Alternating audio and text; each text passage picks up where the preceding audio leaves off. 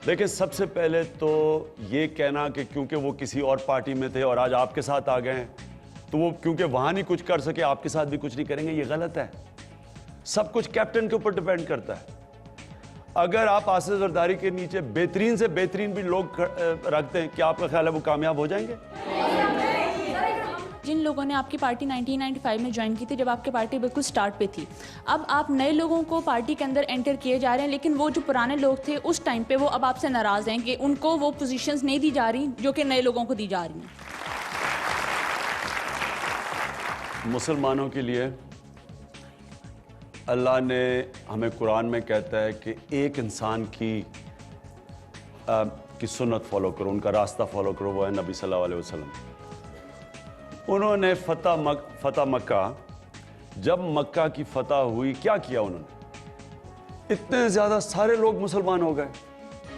अब उन्होंने क्या किया कि उन्होंने कहा अच्छा तुम खालिद बिन वलीद, जिन्होंने उनको एक जंग में शिकस्त दी थी, जंग ओहद में, उनको उन्होंने सैफुल्लाह का टाइटल दे दी। उन्होंने ये नहीं कहा कि अच्छा तुम नए आए हो, तुम पहले नीचे आओ, पुराना ऊपर आए, क्योंकि पुराना हमारे साथ, मेरे साथ 15 साल से है।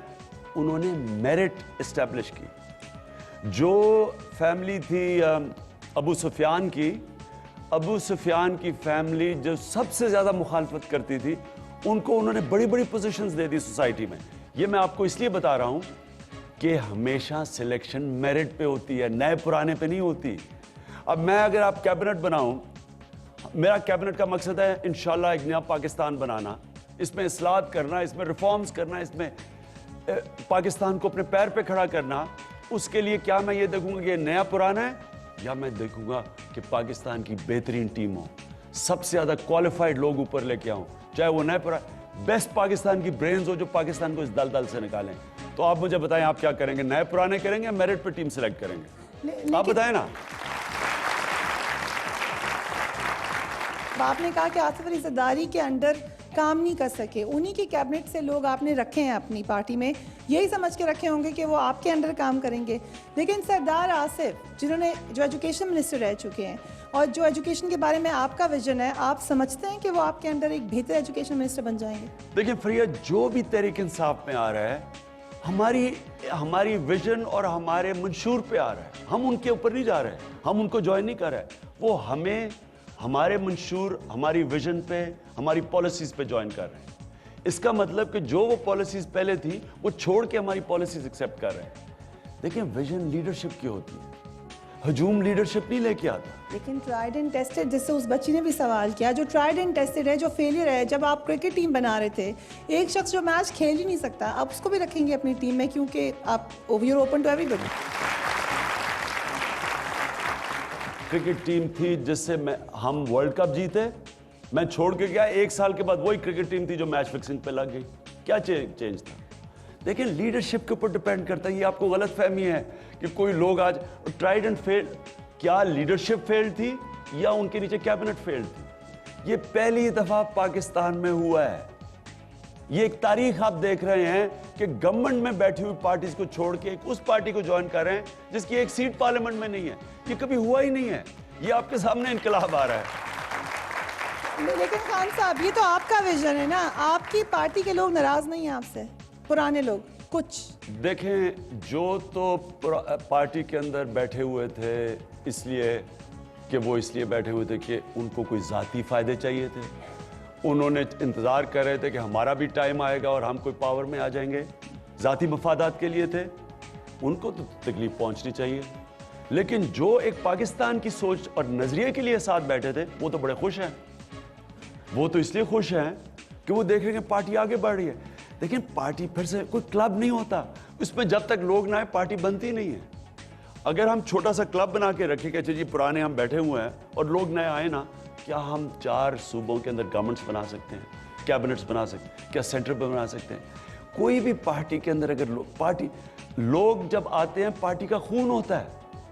आपका जो असल पॉइंट होना चाहिए वो कि क्या इमरान खान जो सिलेक्शन करेगा वो मेरिट पे होगी, क्या वो सिलेक्शन ऐसी होगी जो कि पाकिस्तान को इन मुश्किलात से निकाल सकेगी, क्या सबसे काबिल लोगों को ऊपर लेके आएगा, ये होना चाहिए। वो मेरा आप सबके सामने वादा है। पाकिस्तान की तारीख की इंशाल्लाह सबसे बेहतरीन टीम आपके सामने लेके आऊंगा।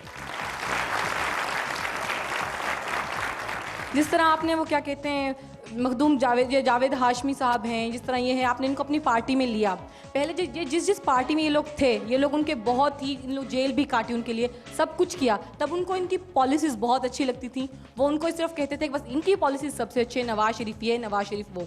अब वो आपके साथ आ चुके हैं सर क्या उनकी नेचर चेंज हो चुकी है, या क्या उनका क्या चेंज हो चुका है, या वो आपकी लीडरशिप के अंदर आके चेंज हो जाएंगे? सर मैं आपको बताता हूँ, देखिए उसको जवाब देने का देखिए नियतों का हाल तो सिर्फ अल्लाह जानता है। एक मेरी बात सुनने सिर्फ अल्लाह जानता है कि दिलों का राज क्या। इमरान खान को उसने काश मुझे ताकत दे दे तो मैं बता देता किस नियत से कौन आ रहा है। लेकिन मैं इतना जानता हूं, अपने ऊपर मुझे पूरा इत्मीनान है। टीम सिलेक्शन मेरी ताकत है। मैं जो टीम लेके आया था क्रिकेट में सबसे कमज़ोर टीम थी, और जब गया तो पाकिस्तान की तारीख की सबसे बेहतरीन टीम छोड़ के गया था जो वर्ल्ड कप जीती। शौकत खानम की आज बेहतरीन टीम है, एक इंटरनेशनल लेवल का हॉस्पिटल बना। नमल यूनिवर्सिटी की मैंने टीम बनाई है, जो पहली यूनिवर्सिटी बनी है देहात के अंदर, और इंटरनेशनल ब्रैडफोर्ड यूनिवर्सिटी की डिग्रीज बाद देहात में बच्चे ले रहे हैं, उसकी भी ज़बरदस्त टीम है। एक मैंने फ्लड रिलीफ के लिए काम किया, उसकी अलहदा टीम है। टीम बनाना मुझे आता है। मैं आप सबके सामने कह रहा हूं कि जिसने भी आना है आ सकता है। इवेंचुअली जब मैं टीम आपके सामने लेके आऊंगा, वो मेरा आप सबसे वादा है, मेरिट पे होगी, पाकिस्तान की बेहतरीन टीम होगी। उसका मकसद क्या होगा? पाकिस्तान को इस जिधर फंसा हुआ है पाकिस्तान तबाही की तरफ जा रहा है, इसमें से निकाल, वो मेरिट पे होगी। The picture that is right here, as you can see, is inspired by Che Guevara. चे गुवेरा की टी शर्ट उठाई ये खातून इनकलाब की मुंतजिर हैं। आखिर इमरान खान कौन सा इनकलाब लाएंगे, देखिए इस ब्रेक के बाद।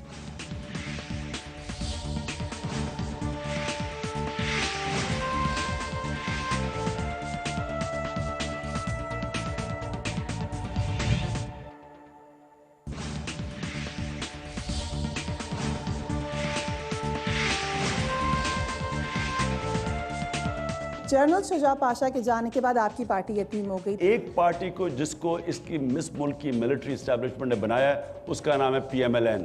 आपके अपने बच्चे पाकिस्तान से बाहर पढ़ते हैं। आपकी बात बिल्कुल ठीक है। अब वो आपके साथ आ चुके हैं सर क्या उनकी नेचर चेंज हो चुकी है? काश मुझे ताकत दे दे तो मैं बता देता किस नियत से कौन आ रहा है।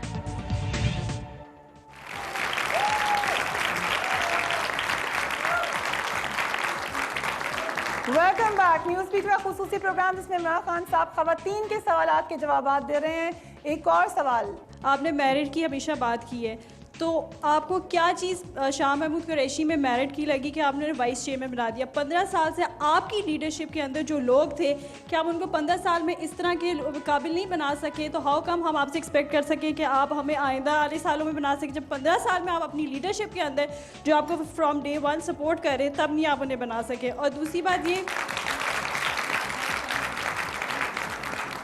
और जब आप मेरिट की बात करते हैं, यू सेड कि आप इलेक्टेबल्स ले लें, तो why taking them in the first place? आप खुद क्यों नहीं इलेक्टेबल क्रिएट्स करते? Why take them? आप सब जब कभी भी कोई नौकरी ढूंढने जाएंगे ना, तो जो आपसे नौकरी जिसके सामने आप होंगे, वो आपसे एक सवाल पूछेगा, आपका जॉब एक्सपीरियंस क्या है। उसके अलावा वो आपको नौकरी नहीं देगा।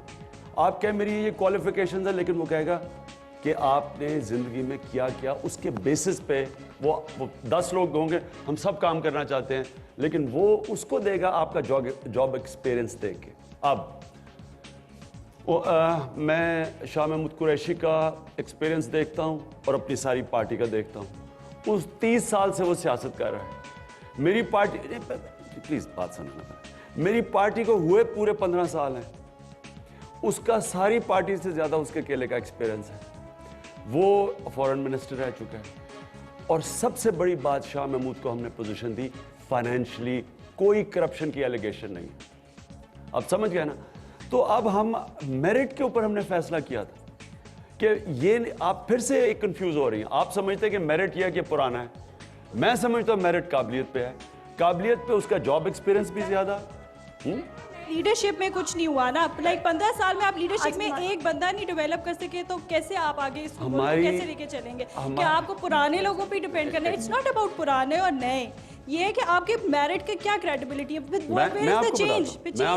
मैं आपको फिर प्लीज ये गौर से समझें, फिर से समझें। हमारी पार्टी में स्वाय मेरे किसी ने इलेक्शन ही नहीं जीती, स्वाय मेरे, अब सुनने जरा गौर से, किसी ने इलेक्शन ही नहीं जीती। शाह महमूद 5 इलेक्शन जीत चुका है, इलेक्शन जीतना 8 है। देखिए ना, आपने मेरिट की अब बात करी ना, अगर तो आप कहते हैं ना आपने डेवलप नहीं की लीडरशिप, लीडरशिप ऐसे डेवलप नहीं होती। लीडरशिप डेवलप होती है जब वो मार खाती है, वो एक प्रोसेस से गुजरती है। हमारी पार्टी बड़ी यंग है, शाह महमूद 30 साल से पॉलिटिक्स कर रहे हैं। तो अभी आपने, अगर किसी ने इलेक्शन ही नहीं जीती अभी तक, उसे पता ही नहीं इलेक्टरल प्रोसेस क्या है, उसके मुकाबले में एक 5 इलेक्शंस जीती हुई आदमी ने, तो मेरिट आप मुझे बताएं क्या होगी मेरिट? खान साहब से मैं मेरिट की बात कर रहा हूं। क्वेश्चन तो फिर ज़रदारी साहब का बड़ा बहुत ज्यादा एक्सपीरियंस है सियासत में, अगर वो आपकी पार्टी ज्वाइन, लेकिन फरिया मुझे ये बताएं, आप सभी इसका जवाब दे दें, क्या जरदारी साहब फाइनेंशियली क्लीन हैं शाह महमूद की तरह? शाह महमूद के ऊपर आप कोई उंगली नहीं उठा सकता करप्शन के ऊपर। हम लोग आपकी पार्टी को फॉलो करते हैं, आपकी पार्टी से इंस्पायर्ड हैं। हम लोग यूथ हैं, the female youth of Pakistan. आपकी अपनी T shirt is basically inspired, the picture that is right here as you can see is inspired by Che Guevara who was a revolutionist. वो इनकलाब लेके आया था, he was a one man show, वो इनकलाब लेके आया था। मैं आपसे ये सवाल करना चाहती हूँ कि विमेंस राइट के लिए इतनी ख़वातीन यहाँ बैठी, इतनी फीमेल यहाँ पॉपुलेशन है, आप हमारे लिए ऐसा कौन सा इनकलाब लेके आएंगे जिससे हम लुक फॉरवर्ड कर सकें कि कब इस तरह का इनकलाब आएगा? आपके लिए इनकलाब में सबसे पहली चीज़ होगी कि याद रखें कि इनकलाब तब आता है एम्पावरमेंट से। एम्पावरमेंट कैसे आती है? जब आप इंसान को एम्पावर करते हैं वो इनकलाब लेते हैं। एम्पावरमेंट किससे आती है? सबसे पहले तालीम से। आप अपनी ख्वातीन को एजुकेशन दे दें, वो खुद ही अपने राइट्स के लिए खड़ी हो जाएंगी। नंबर 2, औरतों को एक रूल ऑफ लॉ चाहिए। वो रूल ऑफ लॉ जब तक पाकिस्तान में नहीं आता, हर कमज़ोर तबका पिसेगा। और इसकी मिसाल ये, मुझे कई दफ़ा कहते हैं जी आप वुमेन्स राइट्स की बात करें, मैं कहता हूँ मैं पिक्चर कर रहा हूँ एक गाँव में बैठे हुए हैं, ना बाप की राइट्स हैं, ना बच्चे के राइट्स हैं, ना लड़के की है, ना भाई की है, ना खामद के हैं, लेकिन औरत को राइट्स मिल जाएंगे। ये हो ही नहीं सकता। मेरा सवाल शायद थोड़ा आपको पसंद ना आए। पीटीआई का करंट स्टांस MQM के साथ 2007 में, जहाँ तक हमें पता है, there was a very aggressive opposition against PTI, जो हमने सुना भी था कि स्कॉटलैंड यार्ड के साथ भी एप्लीकेशन फाइल हुई हुई है अगेंस्ट अल्ताफ़ हुसैन। तो what is it that has changed in those years, and how do we know that these kinds of inconsistencies won't continue with your party? Because अब हमें तो कुछ ambiguities नज़र आ रही हैं about concerning your policies towards MQM. MQM का मैंने जो परसू किया था 12th मई के बाद, मैं स्कॉटलैंड यार्ड के पास गया, मैंने पूरे सबूत दिए। स्कॉटलैंड यार्ड विटनेसेस चाहती थी, उन्होंने पाकिस्तानी गवर्नमेंट को लिखा कि हम आके इंटरव्यू करना चाहते हैं। ना मुशर्रफ गवर्नमेंट ने अलाउ किया, ना जरदारी गवर्नमेंट ने अलाउ किया। अब उसके बाद मैं क्या करता? जो मैं कर सकता था वो मैंने किया। अब मैं उधर ही नहीं तो फंसना था ना, मैंने अब आगे इनकी तरफ केस के अलावा मुत्तहिदा कौम मूवमेंट से आपने कहा फिर वक्त में उनके खिलाफ बात नहीं कर सकता, क्या आपने अपनी मुखालिफत बैक बर्नर में डाल दी है? नहीं, उस तरह तो देखो फ्रिया, उस तरह तो मैं सारों को शुरू हो जाऊं। यहाँ तो इतने ग्रुप्स बैठे हुए हैं, सारों के अगेंस्ट शुरू हो जाऊं। मेरे आपसे 2 सवाल हैं। एक सवाल मेरा आपसे ये है कि जो आपने 90 डेज़ में करप्शन ख़त्म करने की बात की है, मेरा ख्याल है कि 64 के बाद, जहाँ पे हमारी हिस्ट्री अभी तक हमें गलत पढ़ाई जा रही है, हमारे मुल्क में इतनी करप्शन है कि हम उसमें डूब गए हैं, लिटरली हम डूब गए। आप उसको कैसे ख़त्म करेंगे?